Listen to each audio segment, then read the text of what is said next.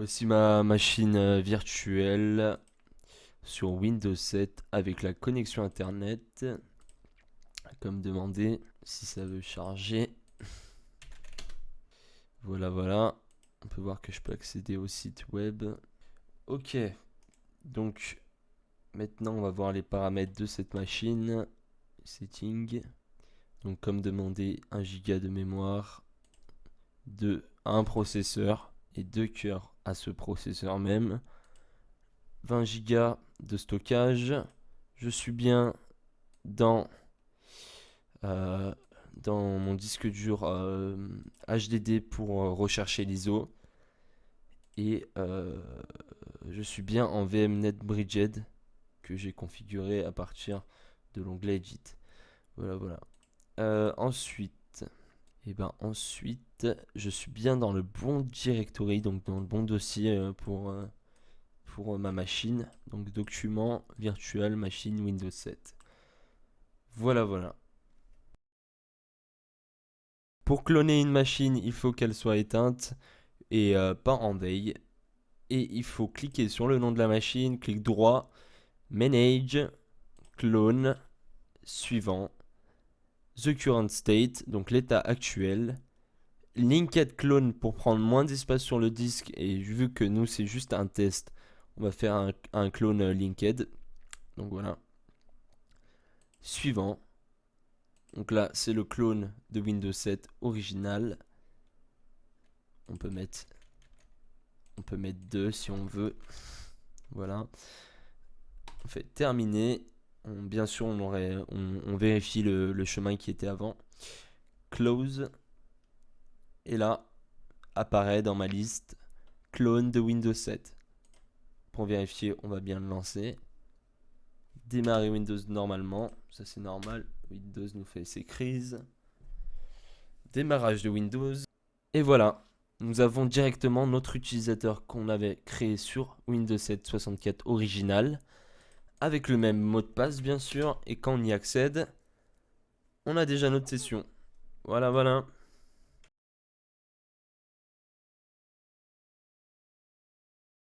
Comment créer une machine virtuelle en suivant le TP avec Windows 7, donc l'ISO de Windows 7, mais ça peut marcher aussi pour les autres Windows. Donc moi je suis les règles du TP. Donc typical, vous voyez que je l'ai déjà fait là, mais c'est juste pour vous montrer en vidéo. Typical. I will install the operating system later. Donc je vais installer le système d'exploitation plus tard parce que je vais effectuer des paramètres avant. Voilà. Microsoft Windows, je sélectionne Windows 7 64, attention. Voilà. Et pas Windows 7 normal, sinon ça va prendre la version 86. Et 86 c'est quoi? C'est 32 bits. Next. Le nom de la machine virtuelle. Donc moi, vu que j'en ai une deuxième, je vais juste l'appeler test. Vous mettez juste Windows 7 64 original. Voilà. Moi je mets juste test pour vous montrer. Donc l'espace disque 20 Go, split virtual disk, next, customize hardware, pardon, c'est pas grave. Pour ceux qui ont fait finish, on peut accéder aux paramètres en faisant clic droit et settings. Vous tomberez sur les mêmes que moi. Voilà. Mémoire 1 Go.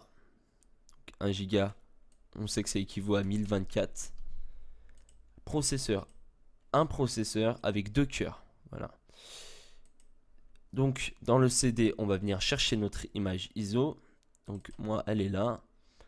Dans Network Adaptateur Custom, Bridged. Voilà. Dans USB, on touche pas. Dans Soundcard, on fait Connect at Power On pour la démarrer au démarrage. Hop. Et on fait Close. Ensuite, on fait Finish. Pour ceux qui n'ont pas de connexion au premier démarrage, il faut aller dans VMnet, Bridged, Bridged 2 et vous sélectionnez votre carte réseau. Donc, en l'occurrence, moi c'est Intel Ethernet connexion. Vous faites Appli et OK. Vous démarrez pour la première fois votre machine. Starting Windows. Vous suivez l'installation. Français, français, français. Suivant. Installer maintenant. Démarrage du programme d'installation.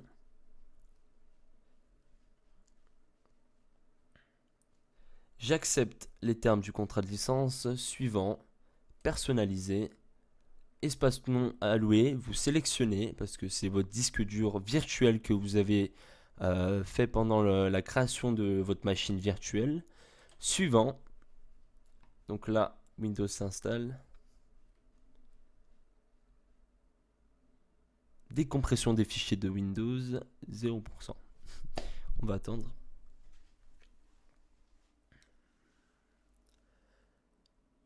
Voilà, voilà.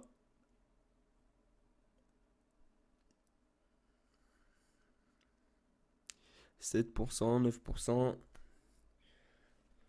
Ça devrait aller assez vite quand même.